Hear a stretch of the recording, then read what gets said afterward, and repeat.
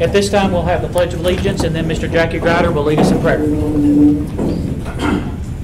I pledge allegiance to the flag of the United States of America and to the republic for which it stands, one nation, under God, indivisible, with liberty and justice for all. Mr. Grider. Heavenly Father, we come to you again today with many thanks, thanking you for another day of life, thanking you for all the blessings that you bestow upon each and every one of us. We thank you for each and everything, but mostly just thank you for the mercy that you give to each one of us. Each day, the lost that you give mercy to, and those that are separated from you. We thank you for that. Thank you for your love and your unconditional part of that. Thank you for being able to let us gather again today and just to giving each one of us enough thought, knowledge, and wisdom to be able to make the best decisions for our students and our community and our parents and guardians and our staff and each and every one that has a stakeholder in each thing. And Lord, we just want to ask you to be able to make sure that we're doing the right things, and you're giving us, instilling it to the part that your will, that it'll be the benefit and the goodness that comes out of it on your end. We just thank you again for the times that we fail you, and all the times that we're displeasing you. We do that daily, but you still get that love that you still give us. You still continue to come to us, and you will give us that serenity and that little touch and a whisper in the ear that says, I'm still here, call upon me. But we thank you for each and every one that showed up. We thank you for this day, just another day, another bonus day that you give us. We just want to leave you out, because without you, we're nothing. We just thank you and praise you for each and everything. Amen. Amen. Thank you, Mr. Grider. Okay, we'll call the meeting to order. Roll call.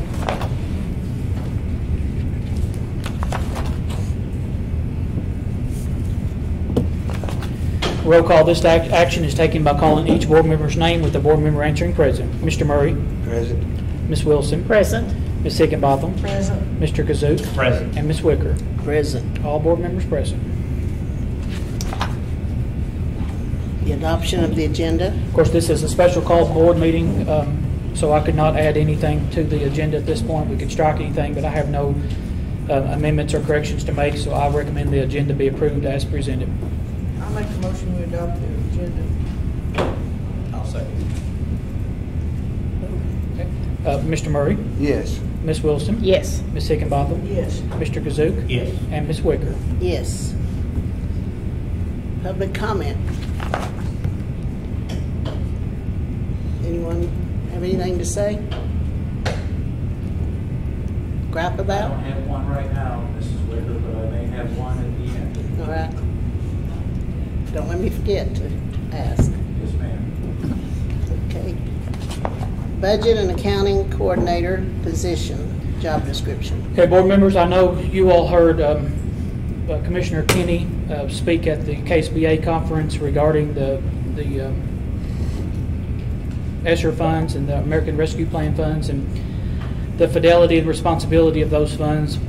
In addition to that, it has in our finance department, payroll department, there have been two positions over the course of the years that have never been filled. I'm recommending this position. It's called a Budget and Accounting Coordinator position. The job description is attached. It's a certified salary schedule, 240 days. It would be a full-time employee there at the board office to help in the payroll in this. But the primary, one of the main responsibilities, and could be paid for with the stimulus money for the 2 years, and at that point we would reevaluate the position through the indirect cost rate of the funds with the stimulus money. If you all know, at that conference I went up and talked to Ms. Kinney, if you saw me doing that, and actually she thanked me for thinking about this, because she said oftentimes the operational side of grants and funds kind of gets left behind and just layered on somebody. It's a humongous amount of money that we're responsible for. It's really close to our operating annual budget of what we're getting in stimulus funds for that. And the indirect cost rate, again, can fund this position. So I have no reservations. I think it will be great for our district, planning-wise and otherwise. Ms. Carnes is sitting here. If you will note on that job description, part of the responsibility of this would be absolute cross-training with Miss Carnes. Lord forbid, just being blunt, if she were to get ill or sick or something like that, there is no one right now that has the cross training that could pick that up and roll with the responsibilities of that position, the Miss Carnes position. That would be encompassed with this position. With that. So the job description is there. It includes no extra service salary schedule. It's paid upon a certified salary schedule. So just like the teachers, if they had a bachelor's, it'd be rank 3. If they had a master's, it would bump them up to rank 2, just like we do with teachers. And again, we can reevaluate the position in 2 or 3 years when the money is gone. But I think it would be a wise investment. And Robin Kelly told me the same thing. Miss Kinney, she said, we're hiring people because everyone else is already managing money. In addition to that, we've got several grants over the course of the years. We are doing a lot of building projects, which is a lot of additional accounting procedures, and Mrs. Delk helps tremendously with that. I don't want to forget her with that, but I think it's a very timely position. So I recommend that the budget and accounting coordinator position job description be approved as presented, and it notes again the qualifications. The FSLA designation, reports to Ms. Carnes as finance officer. You see the job goals. It encompasses a lot of responsibilities with that position. I'll be happy to answer any questions or concerns, We went through that comments. several years ago, didn't we, when Shirley left that? But then when nobody take her place? Well, that was before my time in this Yeah, I know. position. I can't remember. I think we Yeah, I read that job description. I thought, ooh, that's not me. We definitely need someone. did. It is going to require, Backup. the qualifications here are the same qualifications that someone has to have to serve as a district finance officer. The state sets that. So used to, it didn't have to be certified. You didn't have to have a degree, but the state changed every bit of that. Some folks are still in that position, but they were grandfathered in. So this meets those minimum qualifications for someone that can serve as a finance officer. And again, we would expect a lot of cross-training. Ms. Carnes is healthy, and she's going to be there for the rest of, for many, many years, but worst case scenario, we have to plan for things like that. It's timely, and it's a very good time because the stimulus funds can pay for it with the indirect cost rate. So We've had a couple positions. We haven't. we have 2 positions that never have been filled in that department. Would they also have the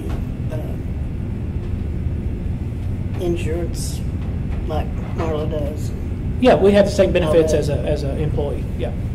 The only good thing about funding through the indirect cost rate is there's not the additional expense of paying for it directly with the federal funds through the grant. We'll do it on the backside, I guess is a good way to say it, isn't it, Ms. Carnes? Because then we don't have the retirement match and all that have to come back out of it. I'm paying for that. I make a motion to approve the position as described. Okay, thank you. Ms. Carnes, did you have anything to add? I'm sorry. I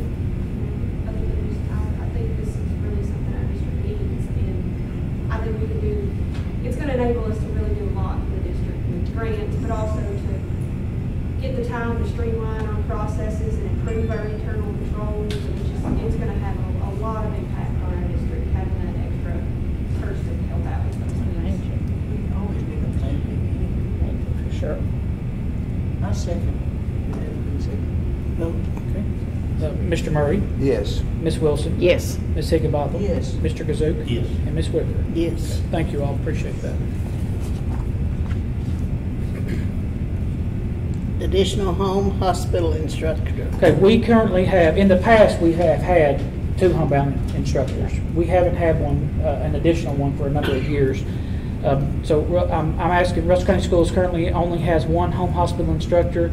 Due to COVID-19, I am proposing that we add an additional teacher for the 21-22 school year, and we can pay for that. They've been clear with that with the federal stimulus dollars. So the staffing allocation that was approved back in April only included the 1 homebound teacher. So even though we had 2 in the past, I wouldn't do that because we approved one in April without your all's approval. But we want to we want to get somebody hired, get them acclimated, get them ready for that, and be able to respond. Now, I want to be clear, if someone has COVID, we would not be sending that person, obviously, a student into the house, but we would be providing that instruction virtually with the additional homebound teacher. So I just feel like since we don't, the virtual option and simultaneous teaching and all that, we need a backup for our kids that will not be able to come to school. Either they're quarantined or they're additional homebound or a lot of stuff. So right now it's just one teacher is all that we have. The staffing, the allocation, is that like not on a particular school? No, this is a district-wide position. Okay, that's what I thought. Yeah, Okay. this is district-wide. And so, but Ms. Joy, I should have mentioned this.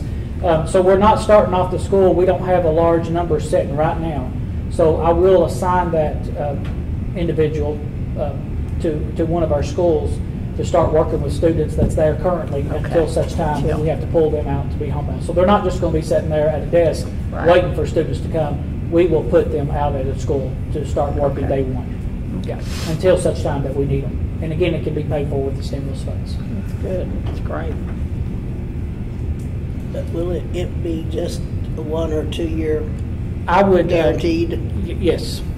Yeah, and we've been doing other positions like that. But just like the instructional assistants, we've told people it is right now for 1 year. I mean, we can do it 2 years, and we'll come back to you all later on to amend that because the money's going to be there. But what we've been saying through attrition, somebody else is going to retire during that time period. If you're doing a really good job, you'll probably have a job. Yeah. You'll have 2 years to work into a job that will be there. And so we've been getting those positions filled like that.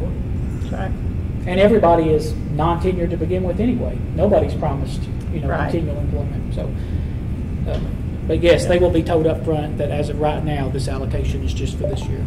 And then we would revisit that again. Yeah. We need a motion. I do. I'll make the motion that we amend the staffing allocation policy for 2021-2022, be amended to include an additional home hospital instructor for the 2021-2022 school year. I'll second it. Okay. Mr. Murray, Yes. Ms. Wilson, Yes. Ms. Higginbotham, Yes. Mr. Kazook, Yes. and Ms. Wicker. Yes. Thank you all. 2022 school start and dismissal times. Let me pull up a slide that I've emailed you all just so I can have the information in front of me as I talk about something here.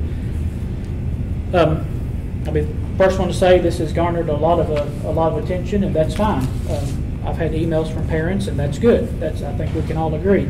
I will say that we could have had this on the agenda, and it went out, and nobody really knew what it was specific about had I not sent an email to parents and had I not done a phone call to parents, because as I was telling Ms. Wicker earlier, I knew that this may be controversial, and I wasn't about to bring something to you all without the parents knowing exactly what was going to be discussed. That's not fair to our parents and guardians. And so having said that, we have got some input back, and I've shared that with you all. I know you all have received some phone calls as well, but let's talk for just a minute. You allow me some information and what got us to the point of maybe looking at changing school start time. So Mr. Grider's been involved in these meetings. We have had a series of meetings throughout this year with Transportation Department officials. Mr. Grider and I have both been involved with those. A lot of other community stakeholders, a consulting group with the Kentucky Transportation Cabinet. I think Mr. Wolford, you've been involved in some of those. City, local, county people have been involved in them, business and industry. And so we've been meeting via Zoom this whole year and identified other areas besides just 127. Long-range planning and input the highway department is looking at. One thing that one of the engineers asked me to share today is that whatever we decide, we do need to keep in mind that although Highway 127 improvements are coming, they're looking at doing something out here, turning lanes, dedicated other lanes, just a lot of different things, additional lights. All of that's a very long process. years out, literally. As we talked about the congestion and the numbers, they have done a number of things. They have flown a drone and watched. It's awesome to look at that we can watch the buses leave and the traffic backed up and all that stuff. Here are some numbers that they presented on the number that leave a Progress Drive, which is Dr. Snyder, all at 2:30, Lily Creek Industries, Stevens Pipe and Steel, on down 127. That alone is 175 vehicles. And most everybody knows it seems like everybody heads north when they leave, right? I mean, it just seems like everybody heads that way. And then not to mention the number of student drivers, employees that we have here and our buses, and what time are we dismissing? We're dismissing 2:30. So just by sheer logic, the congestion is going to happen around that time, in addition to the same type of thing in the morning. Bruce's, during this year, because of some split schedules due to COVID, they have been releasing at 2:45 and 3:05, but that puts 170, between 2:45 and 3:05, that puts 170 additional vehicles on the road. So between 2:30 and 3:05, on the low estimate, there's 725 on a short radius of 127. Okay? Gosh. So part of it, and it's been interesting, hasn't it, Jackie? Just the engineering part behind it, Mr. Ryder, I'm sorry. But, you know, they talk about how you should never stop and let somebody out because that messes up the traffic queue. Although it's hard to look at somebody, you know, and they're wanting to get out so bad, that's the worst thing you can do because it messes up the traffic queue. I always do it. When the light is triggered right here at 127 because somebody at dismissal time is trying to turn left, that light is stopped, so the traffic leaving from Dr. Snyder's, Bruce, and all that gets backed up because it's not full. So all this came about, and they initially asked, you know, Mr. Ford, could you all look at 30 minutes? And I said, well, I don't really think that's fair for us to look at 30 minutes. That would be significant. And then the idea came about, well, what if some of our local industry could give us 15 minutes and you could give us 15 minutes, and then we could look at a 30-minute time frame with that. And so that's where we came up with the idea. Of course, we wouldn't dismiss 15 minutes later without starting 15 minutes because of the instructional minutes and everything. We were already planning this school year in connection with the principals. It was going to be the same as what we had it last year. The doors were going to open up at 7 o'clock. Students were going to eat again in the cafeteria and not go to the gym and not go to the cafeteria because once school starts, because of COVID tracing, once school starts, we know what groups are together, and we have to keep groups together for contact tracing. But in the morning, if we had buses unloading and all this happening, all this going on, between a 30, 45-minute time frame, and they were going into the gymnasium or they're going into the cafeteria, and then Sheila Wicker in 3rd grade got positive for COVID, it's going to be, our contact tracing goes out the window. We couldn't identify without doing those groups. So we were never going to go back this year to the 6:45 start frame because that would put our teachers in the classroom before school started 45 minutes before school ever started, maintaining kids coming into the classroom. So we was going to look at the 7 o'clock start open doors, 7:30 start time anyway. That was already set. So this would put the time change at 7:45, start school, 7:15 open doors. So the elephant in the room, and rightfully so, I get it, is the hardship, I'll call it what it is, for some parents on what does that put them on going to work? You know, where does that put them on dropping their kid off? Because if they're supposed to be at work at 7, and you all saw some of my email responses to parents, I said, well, if you have to be at work at 7, it's probably not going to help you as much this year anyway because the doors weren't going to open until 7. But I understand the totality of it. I'll go back to, I think it's responsible of the school district to have a hand in this because we're large contributors to the congestion on 127. I don't think we should bear the entire responsibility because local businesses and industry also let out that time, but I know they're also in conversation with them on what they can do to adjust the time. But listen, I will do exactly what you all want to do. I know it is 3 weeks before school. That's why I wasn't going to wait till our August board meeting. I just had another conversation with one of the engineers the other day, and he said, where are you all at on this? Where are we at? And I said, well, we're going to have a special call board meeting. I said, we could address it then. But listen, I'm open to whatever you all want to do. If you want to table this, we can get some more information, visit it later. We want to act on it today. If you want to vote it no and send me running, that's fine too. I do appreciate the parents' concerns and the situation that puts them in. However, 127 is not going to get better until we contribute to a solution of it. And that's either now, or maybe that is at Christmas after we've given parents more time to make arrangements, or next school year. Happy to discuss this or answer any questions, but there's a lot of different options on the table to help 127, but Jackie, you can chime in. It's nothing that's going to happen this year or next year. It's a long-range planning process. And at the beginning, when we first done our meetings, at the beginning, that was proposed to Mr. Ford, of course, if he was superintendent, he said, they asked for 30, and Mr. Ford said, I don't know if my board would ever allow us to get to that part, but I can present that, I can put it for them, and but he just said, I don't know, 30 minutes, and he said, why should we eat it all, take it all, and even though we're the biggest entity. But anyway, they even come back and said, well, what about 15 minutes?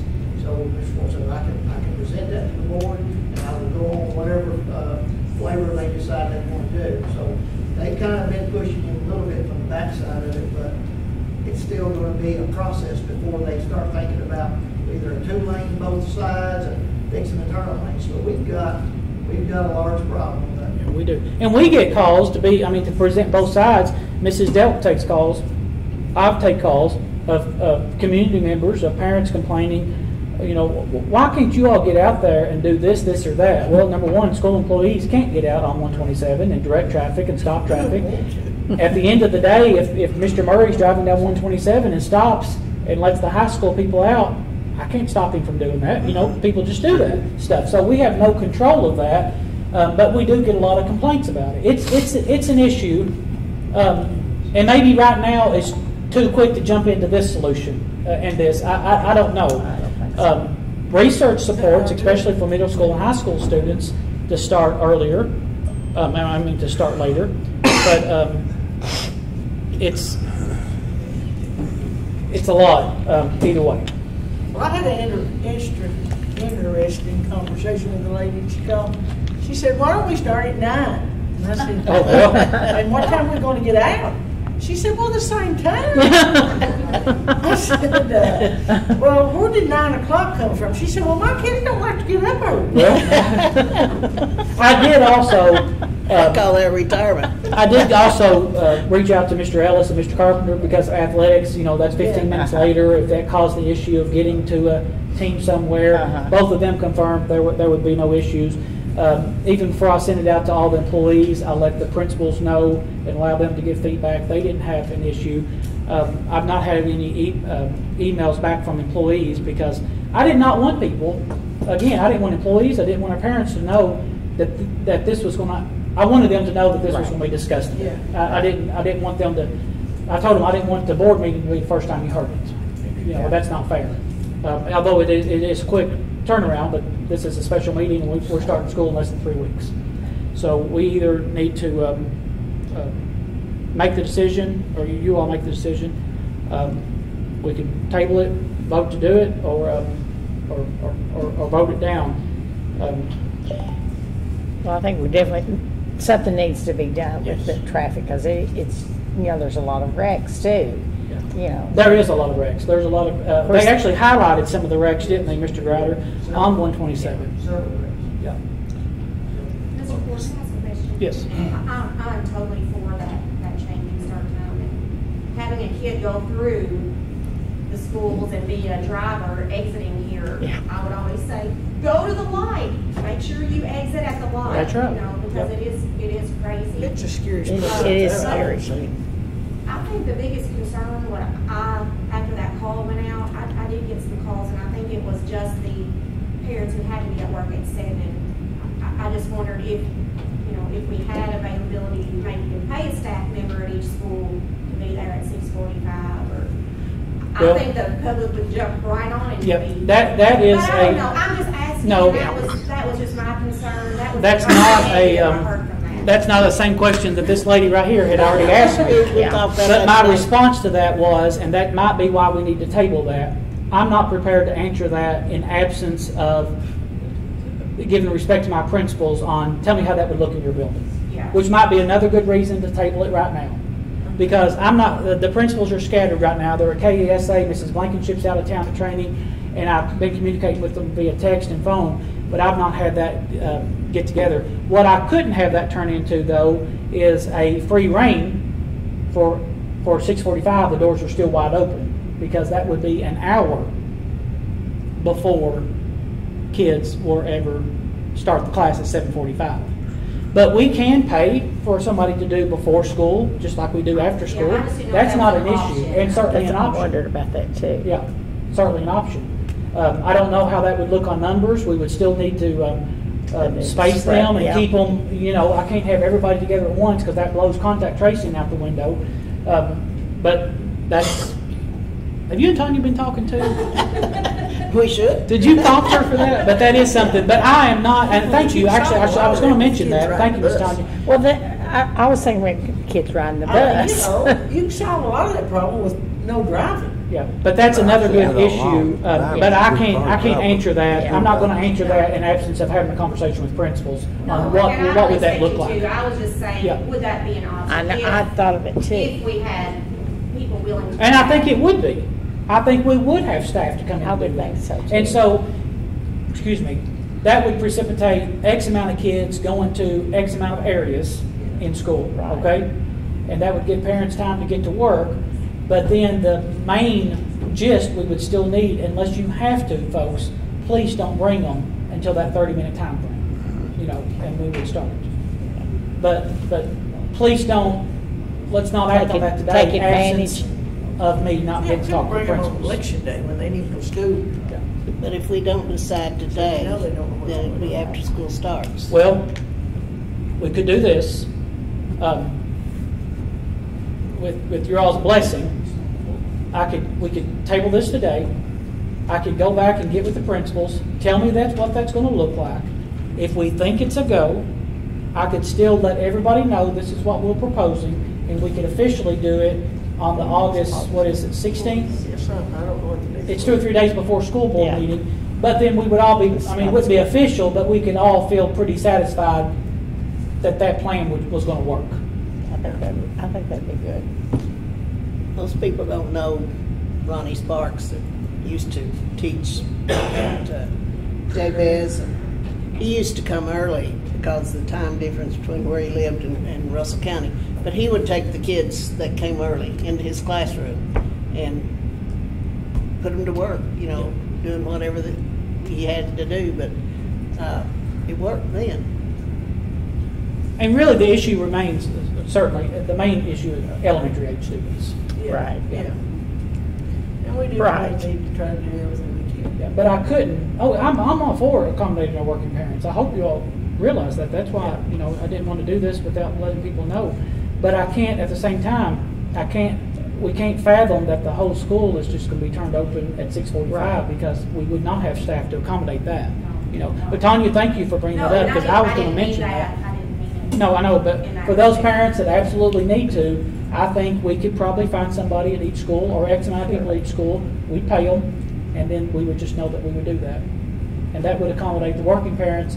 We would just emphasize that bus drop-off are still going to be during this time frame, and if you're not in a hurry to get to work, please come between this time frame. If it falls apart, it falls apart, but Well, then we we hope can that it wouldn't. readdress it. We Yeah. have to. And then employers might take a look at their opening time. Yeah, and they are. I can't give enough credit to the highway department. They have been super to work with. I'll give a shout out to Mr. Jeff Dick. He's one of the local. He lives here, but works with the Kentucky Transportation Cabinet. He has been so responsive to me. He even called me last night. He said, "I realize this is a tough spot for you all. Yeah. Whatever happens, happens. It's not no ill feelings either way. But we can all appreciate that, like you said, Mr. Joy, it's an issue. Oh, yeah. It's an issue, and the school is a major contributor to the issue. Yeah. Yeah. I don't think it's been any issue of the parents that's emailed me that I forwarded to all of you all, if you had a chance to read those emails, but it's not been the evening time, it's not the issue. Morning time. It's the morning time, yeah. So if we can get staff in there in the morning, I can work that plan out, meet with the principals, put that out there and let parents know this is going to be the plan, and we'll present it for the formal approval at the August board meeting. I think that'd be a good idea. I think that sounds good. But, so, I have a motion to table this right now, and we come back with another plan, Is there a motion to I'll table make- it. to table? I'll make a motion, we table this to, it does need something to be done. Yeah. And it's no easy, I know it's not no easy solution, but maybe get more input and maybe some of the other workers, if some of the other people working who are turning out all this time, Yeah. if they could change their time a little, Yeah. even if we left. And they them are, basic- they're, Yeah. Mr. Deck is the highway, they're working with all the people that impact on 127. Yeah, it's, I mean, I'm sure everybody's, I've been called in many a time, Yeah. and but it ain't no simple solution to it. No, it's not, it's very complicated. When you Yeah. look at I mean, it has been so interesting, I can't remember the consulting group that they've hired, but they have so much data that they have presented to us, and they have the drones and the number of accidents that's happened down here, at the tooth booth, happened here, it's amazing how they think of the big picture stuff. Really interesting, really interesting. New drivers. I'll second it. Cognizant is Ms. Joy, second, okay. vote. So just to confirm, the motion is just to table this. Right. Okay, Mr. Murray, Yes. Ms. Wilson? Yes. Ms. Higginbotham? Yes. Mr. Kazook? Yes. Ms. Wicker? Yes. Thank you all. FY22 capital funds request. Okay, as we've mentioned at the previous board meeting and with the engineers with AGE, we can pay our blacktopping and drainage project with excess FSBK and capital outlay funds. So it's not a hit to our general fund, and we don't have to sell a bond. So the capital outlay funds, we'll use part of that, and then the excess FSBK is the difference between, Ms. Carnes, chime in, of what we'll be receiving for the state to make our bond payments versus what's actually due on the bond payments. Simple enough? Yep. Okay. And then the capital outlay, if you all recall, normally we would pay insurance, buses, things like that, but we can divert that this year to the paving company. So no bond sales, work all that. So this request is in the amount of $711,908. And I need to talk about another agenda item that I had to change a number on while I'm on this one, Mrs. Wicker. When we get to the BG1 for the paving project, I changed that number. It was initially this exact number, $711,908. But if you remember the engineers talking about that subgrade remediation may cost, if they have to do it, at $92,000. Okay, working with the state, and I said, they always want the 2% contingency.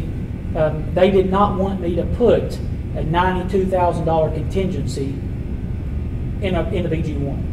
And I said, well, okay, but I can't be out there and have all this equipment and they can't do the work. And they said, Mr. Ford, it is the worst case scenario. We're going to have to do the subgrade mitigation and stop all the equipment. And I said, okay, let's have a board meeting, send that to the state to review, and we won't have a time frame to do that. So the alternative to that is working with the architect and with the state. We still ask for the money on the capital funds request. If it comes to the worst case scenario, we do what's a construction change directive. You all are made aware of that issue in advance, and then we clean it up on the backside for that. So we ask for all the money that may be needed. It's not reflected on the BG1 except for the minimum contingency amount, which is $25,000. Fingers crossed we don't need it, but they can't get there and stop the whole project if it is. So we can get this capital funds request approved. It goes through another channel. Ms. Carnes and I were talking to our consultant at KDE the other day, and this gives us the money for the BG1 that will be asked for approval here in a few minutes to fund it. If that makes any sense whatsoever. No, It's a process and a half. Not really, but it's- It's a process and a half. Ms. Carnes, do you have anything to add to that? I mean, I don't expect there to be any approval issues with this. It should be rather simple, just give them a week or two, and we'll have their blessing back on it. And she called in, or emailed, and then he called her, one of her contacts in the finance part of this, because the facilities people have to work with the finance, with the finance part of people at KDE for the money transaction on this. So it's a collaboration between the two efforts. This is not an abnormal procedure though for KDE. It's nothing different for us. It's a little different for us. So. Okay. Let me just put something else. Well, I'll wait till the BG one to talk about another Okay. potential issue. Anyway, so I recommend the capital funds request be approved as presented. I'll make that motion that we approve the capital fund request fiscal year 22. I'll second. Mr. Murray, Yes. Ms. Wilson, Yes. Ms. Higginbotham, Yes. Mr. Kazook, Yes. and Ms. Wicker. Yes.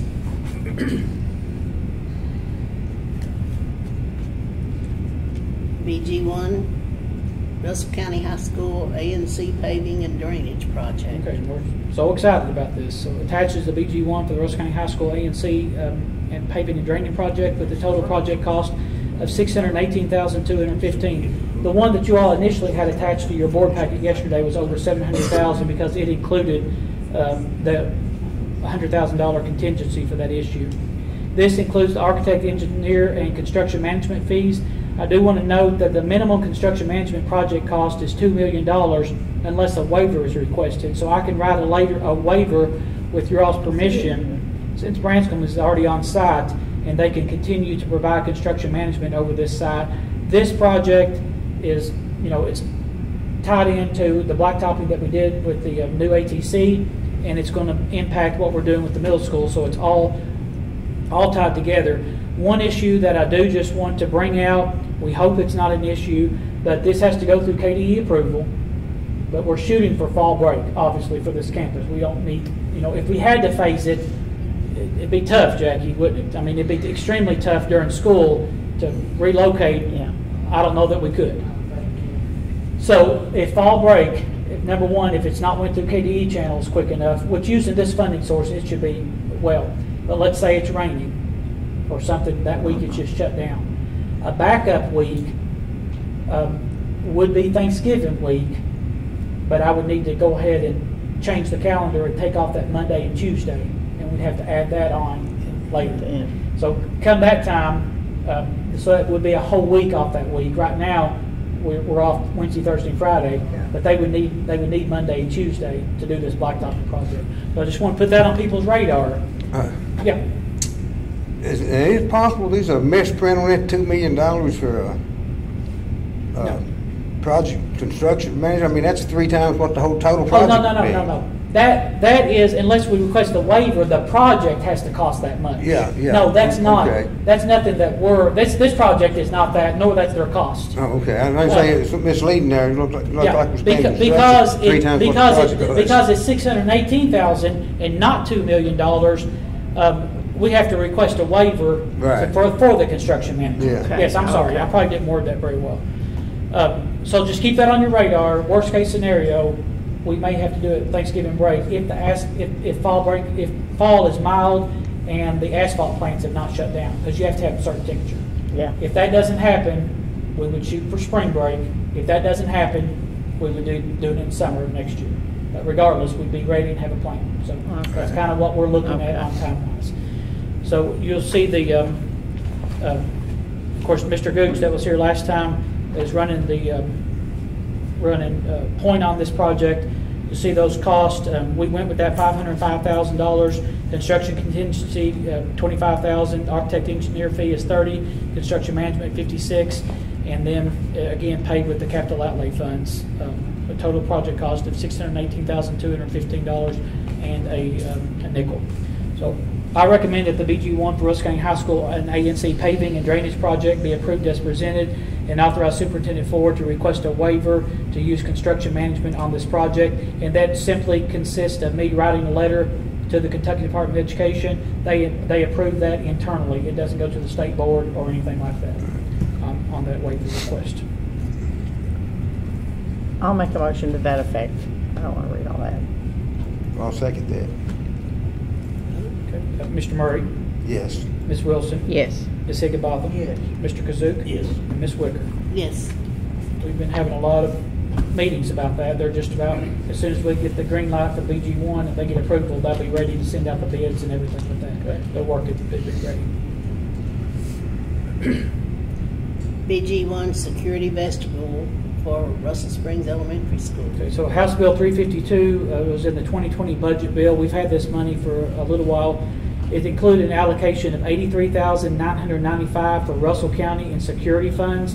I've received an estimate for a security vestibule at Russell Springs Elementary School that can be built using the security fund. So again, this is nothing that impacts general fund. So attached is a BG1 noting the probable cost on this. It's a simple project, so we don't need construction management or anything like that. $35,000 for an estimated cost to build it. Construction contingency of $1,750. Architect fee of $7,000. $500 for the inspections and review. $500 for advertising. We do put it out for bids, and then printing for the plans and everything for bid review at $1,500 for a total cost of $46,250. Russell Springs Elementary School is our only school that does not have a security vestibule. There's no second set of doors when you're going into that school. All of our other schools have that. So we would have an electronic lock. You would be entered. You would be buzzed into the first layer, find out what your business is, and then you're ready for a meeting or drop something off or whatever. Then if we needed them on in, we would buzz them on in with the second doors. Mr. Kevin Cheek and I have met up there probably 2 or 3 different times, met with Ms. Renee. Really excited to get this. I know Mr. Grider is as well. It's an important project for him to get this for Russell Springs Elementary School. Although that school is just 20 years old, it would never be designed today the way it was then, because you go in those doors and then you're free reign. Either way.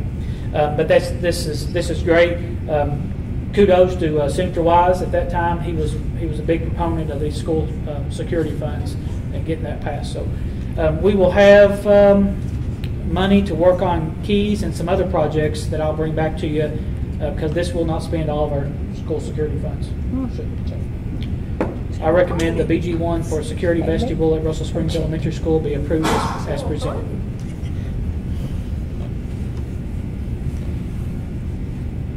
We need a motion. I'll make a motion that the BG1 for security vestibule at Russell Springs Elementary School be approved. I'll second. That is a security policy. Mr. Murray, Yes. Ms. Wilson, Yes. Ms. Higginbotham, Yes. Mr. Kazook, Yes. and Ms. Wicker. Yes. Thank you all. Russell County's. What? I'm sorry. I'm just talking. Russell County Schools American Rescue Plan Elementary and Secondary School Emergency Relief Narrative. So per Kentucky Department of Education, and literally, this is their terminology, a brief narrative describing Russell County Schools, typo there, American Rescue Plan Elementary and Secondary School Emergency Relief Plan is due July 31st. Officially, this does not require board approval. It's something that we just submit and is due by July 31st, but we didn't feel comfortable without everybody being on the same page with it. And that's one reason we wanted to have this special call board meeting to do that. Now, the narrative for review and approval that we have to submit July 31st, but a budget plan with specific dollars is due at the end of August, in August 2021. Ms. Rexroad, I think you're going to speak to this one. I can. Yeah. Okay. I don't have a copy of that with me right now, but does everyone have a copy of that? Do board members have a copy? Yeah, they received the board packet. So basically, we had to put together a narrative to send to the state explaining how we were going to utilize the ESSER 3 funds. We had already, Marla had already initiated the budget for the ESSER 1 and 2, and with that, they didn't require a separate narrative. It was just next to the budget item, you had a little small narrative. So when this came out, there was no guidance as to what we were going to do to, what the state was really looking for with this narrative. But we formulated a plan, and basically in the narrative, it was just you had to explain how you were going to prevent, what preventative measures you were going to use to prevent the spread of COVID-19 and other infectious diseases. So that was the first part. And we kind of backtracked a little bit and told what we had done with the ESSER 1 and 2 funds in relation to that. And as you know, we bought stockpiles of PPE equipment and materials, and all the staff and students were giving face masks and hand sanitizer and of course all of the necessary equipment that they needed at the schools to make sure and control the spread of disease. So that was pretty much the gist of the first part, what you were going to do, what efforts were you going to do to continue to control the spread of disease. And then the second part was providing for what you were going to do to provide for interventions for loss of learning. And I think, Marla, correct me if I'm wrong, but I believe 20% of these funds had to be directed specifically for what you were going to do to address loss of learning due to the previous year and virtual learning or whatnot. So we had to list several interventions, and we had to document that. They had to be evidence-based, which means they had to be proven to be successful. There had to be studies on these interventions. So I think we listed maybe 11, if I'm correct on that, in our plan. That's certainly not all of the interventions that we do in Russell County Schools, but we specifically noted those interventions as the ones we would be using to mitigate learning loss. And that's not only about academic learning loss, it's also about social and emotional well-being for kids too. Because we know the pandemic affected a lot of people's mental health. So we have that upon us in the schools also to address the mental health needs of students as well. And we have various programs that we're going to be implementing for that.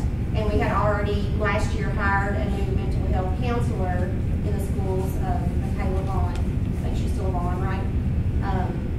So we're going to be continuing to work with her. So that's also part of the ESSER 3 plan, is to continue to work with that new person and address the mental health needs at all the schools. And we have some great things in line to do that.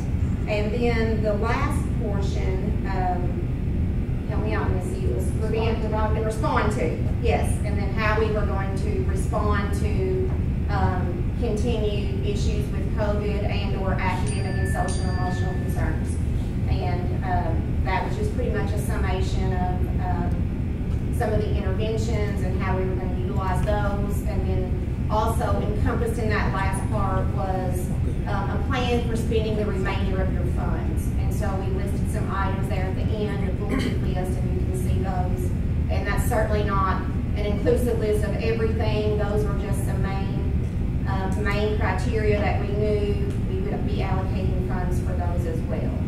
And that was pretty much the plan we sent. And again, we had no guidance, so there is no template. I even asked the contact. There is no template. He literally told me there is no template. It does not require your board approval. This will be as easy as we possibly can make it on you. Send us something. I mean, I'm paraphrasing. Yes. That's basically what he said. Yes. I do want to note the consultation part of this plan. Yes, I left that part out. Part of this plan noted meaningful consultation with stakeholders, and so Russell County Schools. And one thing I want to say again, I've said it many times before. It's so important for the community. If people think that we don't take those surveys and listen to it and respond to it, they're wrong. You can ask Ms. McFall and Ms. Tanya. We would sit there and I say, "Oh, this is a really good idea. This is something we can do." You all listen. It's X amount of people have said we need more ESS, so we listen to those things, but we need more input. It's 200 and something responses, and we literally kind of beg people to reply to that. But in response to that, I went to the Chamber of Commerce and spoke to it. Appreciate them giving time. Spoke to the ASAP board about our COVID plan, for lack of better terms. I was on WGRS asking people to give input on the survey and what we were doing. Mrs. Rexroth, Ms. McFall, they both went to the Wave on Friday for me and did the same thing, asked for input with folks. And then multiple times on social media, phone calls to parents, hey, give us this input. So I say all of that. We weren't just holed up in a hole somewhere and wrote this without consideration of what folks really asked for. Even to the point, and I really like this, our English-speaking families, Ms. Skeens called them to make certain that they heard it and she could translate it in Spanish. What did you all need? What do you need in response to this? So I say that I'm proud of Russell County Schools and the efforts that we go to try to make and get the input and make decisions around that. Is that going to please everything and account for everything that everybody wanted in there? Impossible. You can't do that. For one reason, there's a lot of different opinions on what you want to do, but we try to make the very best of it.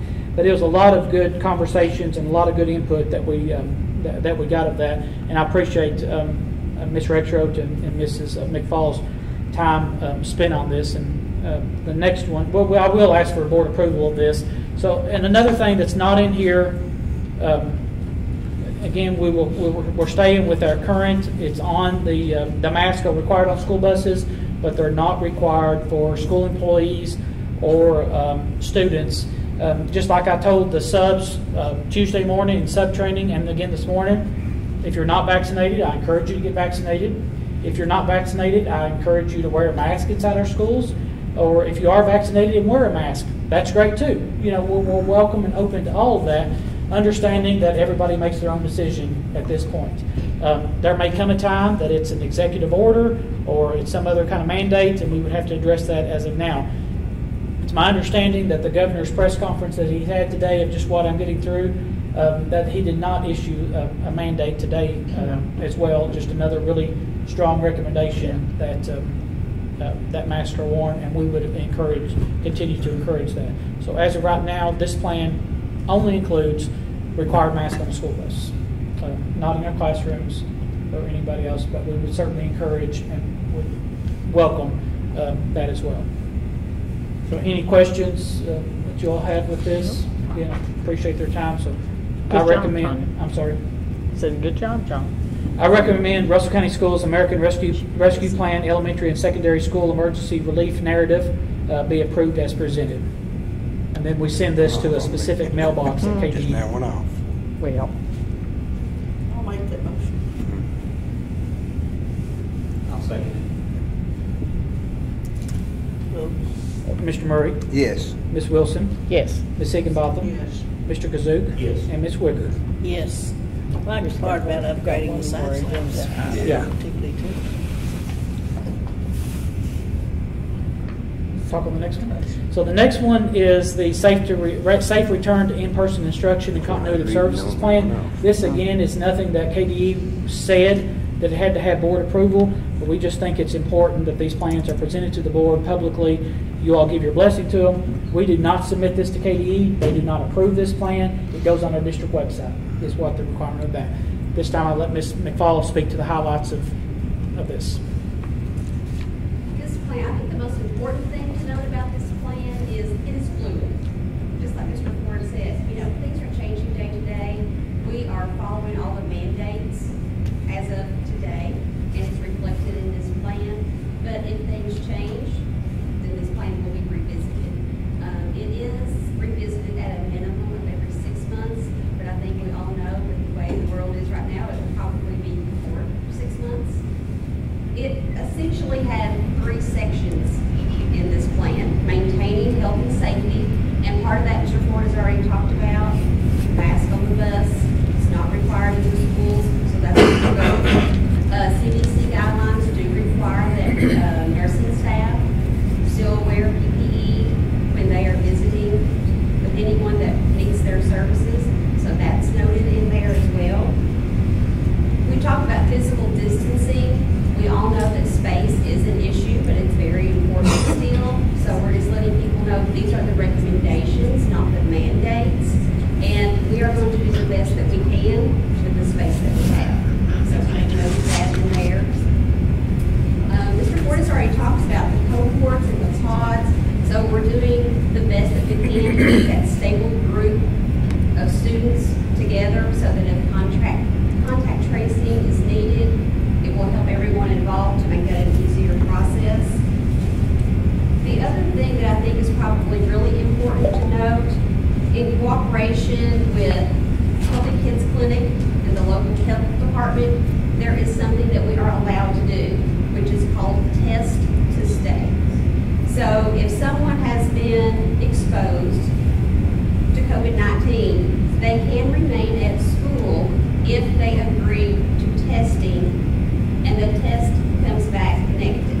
And they're asymptomatic. They're And they're exhibiting no symptoms. So that's a good. game changer. Yep.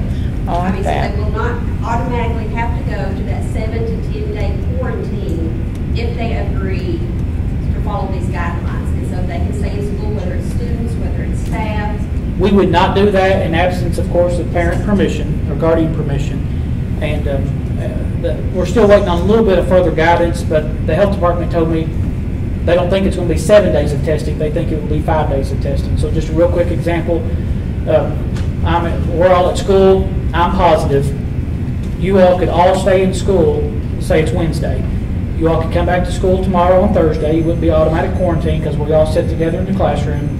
But your parents would all give permission for you all to be tested as long as it's negative each day. Then on Friday and Saturday, you're home. You wouldn't have to be tested and come back on Monday and Tuesday and test again. Everybody's negative, so parents aren't having to worry about finding daycare, any of those things, but it's voluntary. So if the parent says, no, I'm going to take Gerald home, that's fine too. She'll do that, or he'll do that. But this increases opportunity to keep kids with our teachers in the school. But it's voluntary.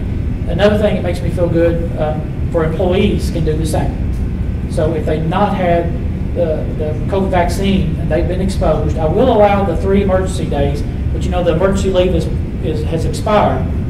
So there's not those 10 extra days to have. So if you're quarantined and had to go home for emergency days, that's gone, and then you'd be taking your sick days. But if you have the vaccine, then you don't have to quarantine. Or if you're not, then you could also participate in the test to stay. That's And good. there's That's not a good. cost Good associated idea. with it. They pay for it with their funding that they receive. That's It is the great. nasal swab. That's It's great. not saliva, so but it's not all that uncomfortable. I even still think that parents would say if that meant Johnny getting to stay at school, Right. they'll probably want to elect that. So I think game changer is a great Yeah. word to use with that, to keep our kids in person. Some other things, we have provided vaccine clinics, and I know there are talks in providing more opportunities for that on site. They're also able to go to neighboring counties that are hosting these events, and with parent consent, vaccines will be available on site for students. So when school starts, they don't go to a clinic, the parents can't get there because of conflicts of work times, whatever the issue is.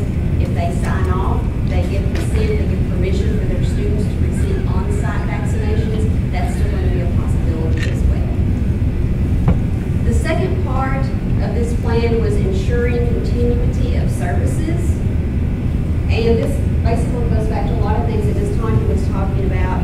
Our plan is K-12 students will be in person 5 days a week. That is our ultimate goal, to do anything and everything we can to make that happen this school year. We have posted 5 full-time certified intervention specialists to help with that learning loss, as well as the 11 instructional assistants for first grade. So we think that's going to be an astronomical plus for the school year. We all know that students now have the one-to-one devices, so if there is some horrible occurrence that has us closed down for a certain amount of time, then we are in a much better position this year to just continue right on with academic services. But the state has they're only 10 days NTI. They're not unlimited. It's back. They went back to normal times. We don't have unlimited option of all this other NTI times. So we have 10 days NTI. And as Ms. Tanya also referenced, it's not just academics, it's also the social and emotional impact that students have been going through and will continue to go through as we come back into the school year. So we do have that mental health specialist, and we've got things planned that will happen during the school day as well as in after school. So we feel like that is a good thing to provide for everyone within the district. And the last part was basically just public comment that Mr. Ford has done an excellent job explaining. We had to reach out the same way that we did with the other plan. So he met with the Chamber of Commerce. He also met with ASAP. the Agency for Substance Abuse Policy, ASAP. I thought that was as soon as possible. So I had to get some help figuring out what that was. He has met with some community groups, and then he mentioned we went to the radio stations to let people know that the survey was there. And comments that the public gave, because the main thing, the top priority was get kids back in school, in-person instruction, and provide them, with the academic interventions as well as accelerations that some students need. Don't forget that part of it, and social emotional learning. And there were several and we've been talking about that because they know kids missed out on experiments. They missed out on events, the hands-on type of stuff. They missed out on making that Christmas tree in our class. They missed out on those things, and they want to. So part of our plan for after school on Friday is to hopefully involve artworks and provide enrichment things. And because of this, we want to start after school on the Monday, right after school starts on Wednesday. So if parents get their paperwork to them, we'll keep their kids after school. And that's what the survey says. They need that. Yeah. They need that. And just to conclude, I'm going to conclude the same way I started. This plan is fluid. We feel like it is a good, solid plan today. However, we know that things can change, so we were prepared to make any changes that we need to. Mrs. Delk, Ms. McFall has just sent me, they have sent out, while we're sitting here, the revised Healthy School Guidance dated today, July 29th, but it does not include any a mask mandate. It says, like it did before, to recommend. We're already doing the buses. That is the mandate. We're doing that. All those different things, but I'll have to read it in its entirety. But it doesn't appear to change anything that we're currently doing in our plan. Just be skimming. We are looking at, Ms. Carter and I met with the group, I think I previously met with you all, these devices that have been used in hospital for years that really have good research on helping to eliminate COVID in the air, as well as dealing with asthma, flu, and all those other things. There's just a lot of research behind them, working with that company, so that may be something we talk about soon as well. They're expensive, but I think we'll have a good return on investment with them. Thank you, Ms. McFall, for all of your work with this too, and Ms. Tanya. So I recommend Russell County Schools 2021-2022 safe return to in-person instruction and continuity of services plan be approved as presented. Again, this does not go to KDE for review. This is posted on our district website. I'll make a motion to that effect.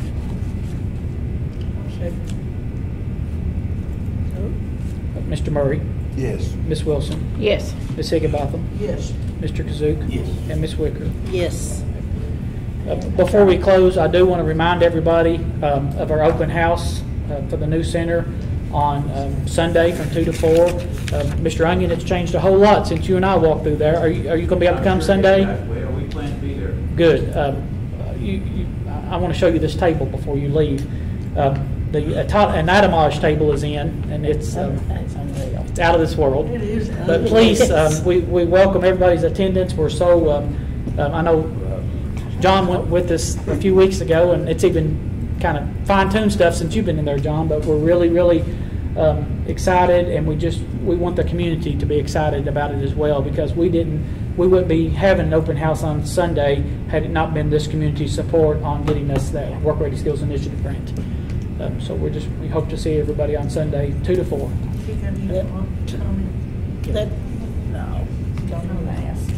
Comment.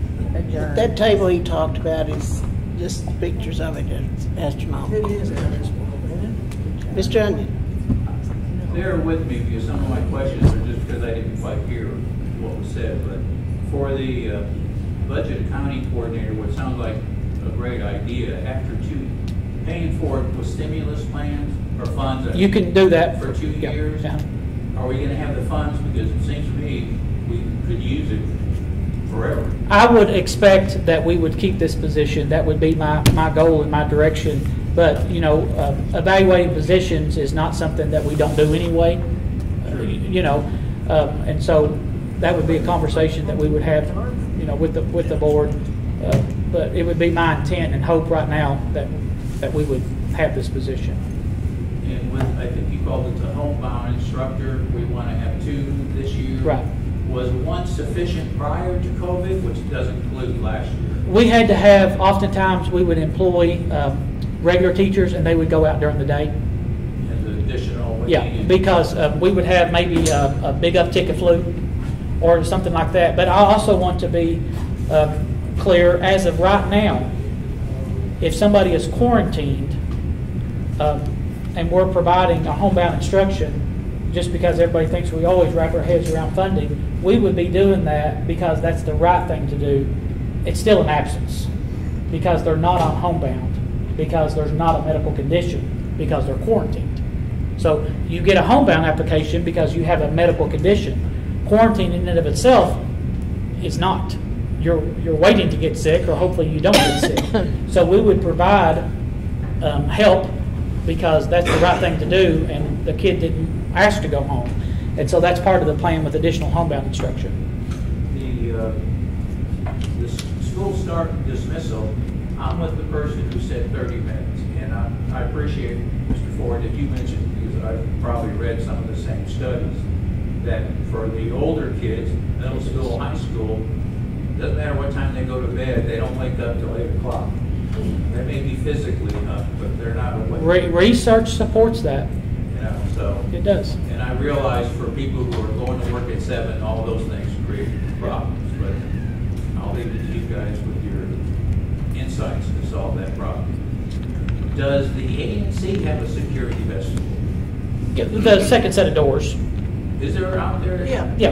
And right now, though, it has a buzzer, so New? during the day, Oh, it's been there all. yeah, it's got 2 sets of doors, but during the day, Well, you you're have talking to. about here in that way, and I guess I was thinking about the way the kids come in, you know, when they come from the middle school back over here. They have to be buzzed in. So They do. if okay. if you come in during the day and you just decide I'm going to park and I'm going to go in this right door down here, you're not, because you have to be buzzed in from the office to gain access to that. For the middle school. And this front door right here, if you come in during the day, there's a camera there, and they will ask, what are you doing, and then they can buzz you in, and they see you from their offices and with the remote thing. We've had the door, Mr. Onion, for several years right here been secured, and we always had to keep these locked, but we've had this buzzer now, so we can buzz people in back and forth. Yeah. And my last question has to do with contact tracing. Because if you have COVID for whatever reason, and you're not riding the bus, but you're going through your home period, and you've now, before it was discovered you have it, you've exposed, 20 kids? Yeah. And at least in the past, kids in the middle school and the high school didn't stay together for the whole day. Some people are in math, some people are in history, and looking at the 6, points of separation, whatever it means in this case, one student, you could come to class and I kind of pick up some of the virus, and then I go to another class and I pass it to Chris, who gives it to Mrs. Stell. The point is how do we really manage the contact tracing? Well, I will give kudos to the staff in Russell County Schools, because we managed it all year last year, and so everybody has to know. High school, the higher the grades, obviously, we can't keep kids together because you're going to take an ag class and I'm going to take a chemistry 2 class. That's what I was It'd be the other way around. You'd be taking the chemistry 2. I'd be taking another lower level class. I know that, but everybody has the seating chart, and so when you're in this particular room. And we know that Jackie sat next to you. Okay, well, tell us about Jackie. What was the proximity and how long was he there and all of that. And so we go from that. Sometimes it takes out a lot of kids. That's what I was thinking. It does. And then other times that it doesn't, especially in the lower grades room when they don't mingle with anybody outside of their classroom. But we managed it all year. Once we were back in person last year, I give credit to the principals, administrators, and we would literally have these conversations at night, because I would have to call you and say, hey, don't come to school, Dale. Or I'd talk to your parent, don't come to school because he's had a positive exposure. Now, with the test to stay option, you can come on to school if you're willing to get tested. And parents may or may not want that, but that's a great option to keep kids in school. But everybody has their roster. Everybody knows every day where they sit.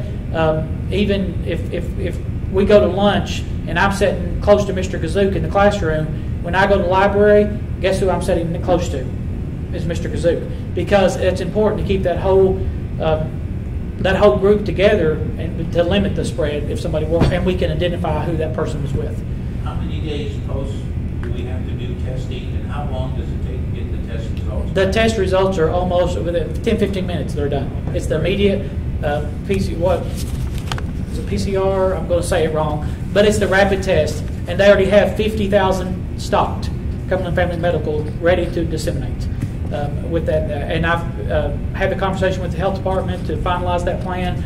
Got a meeting with the health department tomorrow to put all this, lay it all out. So we're really excited about that test to stay because we think it's going to keep kids in school. Again, it's voluntary. We get tested 5 days? Every day. Every day as of right now for 5 days. 4 or 5 days? Yes. Okay. But although the caveat of that is the lady I was talking to the health department, she was going to double check that it may be a 7-day, but she thinks that they're going to roll on 5 days. If you have 5 days of negative testing. So I'm exposed today. Ms. Wicker's positive. I'm exposed. I'll be tested Friday, Saturday, Sunday. I'm home. So then I'll be tested on Monday, Tuesday, and Wednesday. But all that time, as long as I'm asymptomatic and I'm negative, I'm still at school. And the length of testing doesn't change based on vaccination or not vaccinated? You do not have to be quarantined or do any of that if you're vaccinated. Oh, okay. Or unless you're showing symptoms. Yeah, unless you're showing symptoms. Yep. Thank you very much. Yep. Anyone else have questions? Statements? I think it's going to be a game changer, the test to stay. I really do. I like To keep the kids motion. Great. Yep. I'll second All in favor, yes. Favor? All in favor, lay down. Will you Yes. second, Mr. Williams? Yes. Board members, I will I'll send out another call and an email to the parents and let them know that we're regrouping on the school start times. And then on my cuts for the radio station, and I'm sure Mr. Wells will reflect that. I'll make sure we get that word out. And then you're going to talk with the principals. Yes.